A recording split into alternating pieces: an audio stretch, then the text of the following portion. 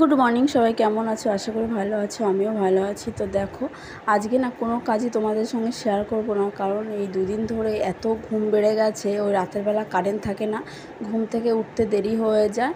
আর এইদিকে দেখো, সমস্ত কাজবাজ করে ঘরে চলে এসে দুষ্টুকে খুলে কেক দিয়েছি। দুষ্টু খাবে না, তাই একটুখানি খেয়ে ও রেখে দিয়েছে। তাই আমি ভাবলাম যে না, আমি খেয়ে নিই।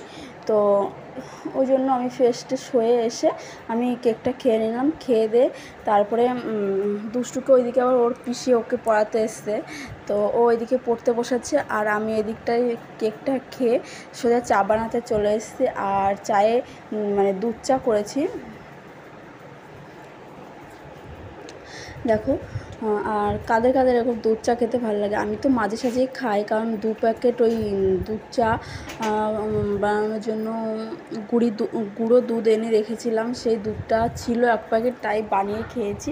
আরও অর্ধেক রয়েছে, ওই জন্য মানে আরও অন্য একদিন খেয়ে নেবো। একটু আমার তো গ্যাসের প্রবলেম আছে। তো এদিকে চাটাও বানানো হয়ে গেছে। আর এই যে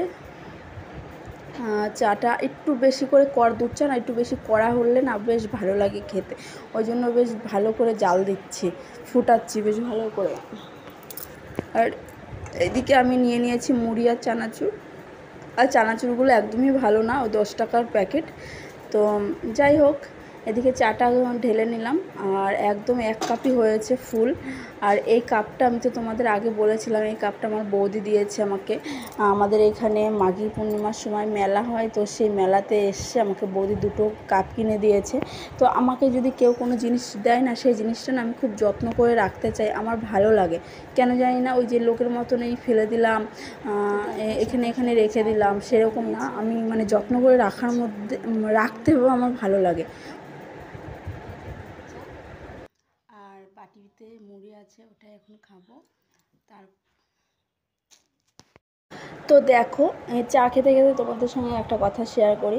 আমি তো কালকের ব্লগে তোমাদের দেখিয়েছি যে আমি শ্রাবণ মাসে সবাই চুড়ি পরে, কাচের চুড়ি, তো আমিও সেই জন্য পরেছি। তো দেখো, 1/2 ডজন চুড়ি এনেছি।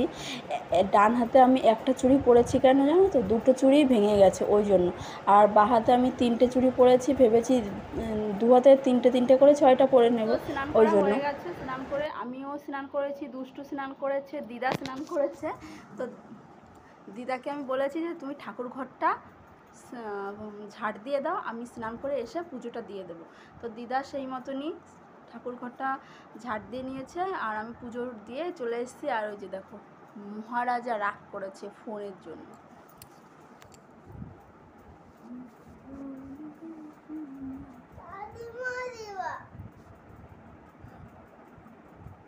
এরকম কারো বাড়িতে হয়?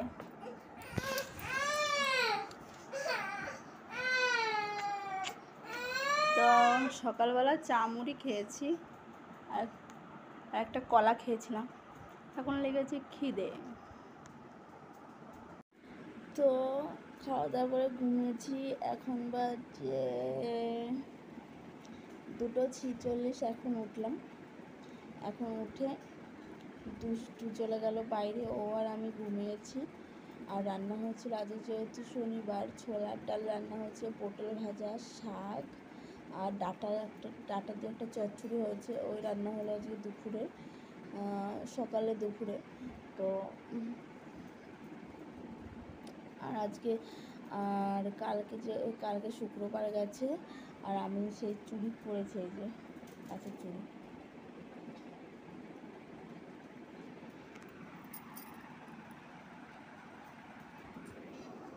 তো কেমন লাগছে অবশ্যই কমেন্টে জানিও। তো এইগুলো দেখো। তো দেখো, সেজে গুজে ছাদে এসে বসলাম ভিডিও বানানোর জন্য।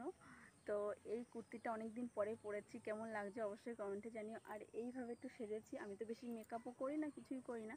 তো এইভাবে সেজেছি, কেমন লেগেছে অবশ্যই কমেন্টে জানিও। তো তো চলো দেখতে থাকো। এত গরম না, মানে ফ্যানের তলায় না থাকলে প্রচণ্ড গরম। মানে কি বলবো তোমাদের, না এই শ্রাবণ মাসের দিন এত যে গরম, এখনও কি বলবো, সামনে তো ভাদ্র মাস, আরও গরম পড়বে।